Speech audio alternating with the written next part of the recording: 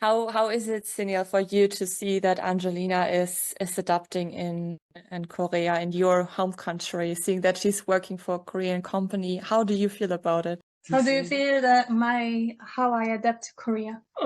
Actually, when I living in France and we talk about the Korean culture to exchange it to with information. So in advance, so that when we moved to Korea, after she feel more fast to adapt the Korean culture. Than you in France, you think? Yeah. You think I adapt more fast? Yeah. But like the thing that is a little like unbalanced for us is that before I knew him, I already went to Korea once. I traveled to Korea once, and I was interested in Korean culture because when I was like younger, I would love like Korean pop culture, K-pop, K-dramas and stuff. So I was like kind of already pre-immersed in that culture, like virtually, I guess. And I already traveled there. I know a bit about the food. So I guess because I have like, and then on social media, I would watch a lot of like content about Korea. So I was more exposed to this kind of things. So I guess maybe it's was easier for me to adapt faster. And I guess like working like made me like adapt fast because I had no choice. I had to face the Korean language and understand also like the coworkers in their behaviors, like in their like speaking, everything in the culture, the society culture and stuff. So yeah. How's your Korean? How's my Korean? Good. Yeah. So she adapted fast than my thinking. So you think I don't adapt that fast, right? But I think it's just because of working. You adapted fast than my thinking. So that's why I appreciate to her thank you for understanding Korean culture, and yeah, I appreciate. Yeah. I mean, to me, it sounds like she adapted quite fast, honestly. Kind of makes sense, Angelina, if you had a high interest in the Korean culture beforehand, K-pop, and everything that's connected to Korea in general, which I think is very interesting as well. And I guess that's also the reason why you, or one of the reasons, obviously you also wanted to learn the language, why you signed into the language app. But to me, it's just mind-baffling, like, I'm not sure if you have friends that are interested as much in the Korean culture as you are as well, but that you find yourself in this bubble, and then out of sudden you see yourself living in Korea, and you're just like, okay, how did I even get here? It started as being interested in the culture, learning the language, and now I'm living here. Okay. Life is just I feel like surprised. It's super surprising, yeah. And I feel like also because I know that you got married, and that's also what you've mentioned, you got married 4 years ago. I feel like we kind of skipped that part.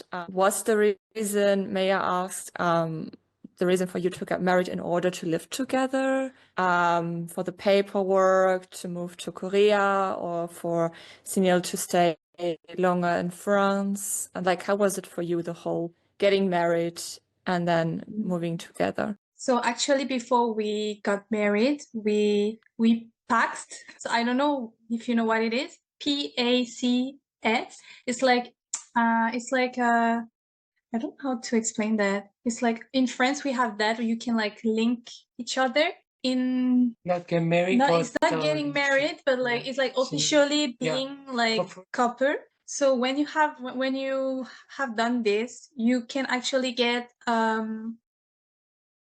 a kind of visa, a visa that like helps you get close to your family. So that's what we did for him after the student visa. So we did the PAX, and then he got this visa for family, like, I don't know how do we say in English, like getting together. And then we lived together, and then there was like a family matter on his family in Korea. I'm not gonna say more about this, but like that kind of made us wants to come to Korea to like be close to his family. So there was that, and we were in the process of like preparing for the wedding, because like we had like a lot of problems, because obviously because of COVID, it was hard. Even after COVID, it was like kind of like not that easy. They do have different accents in Korea as well, no? Depending on the area.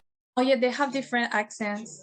I think it's like French is similar. We have like kind of accents, but in Busan, in Korea in general, they have like more like the Seoul accent. The Busan is more like south, like I guess more sunny accent from close to the ocean. They also have different kind of accents according to the areas. And like Korean, like between themselves, they can know like, oh, this person is from this area of Korea. This person is from like Seoul. This person is from Busan. They usually know. Is it easy for you to understand the different accents, or is it a big difference?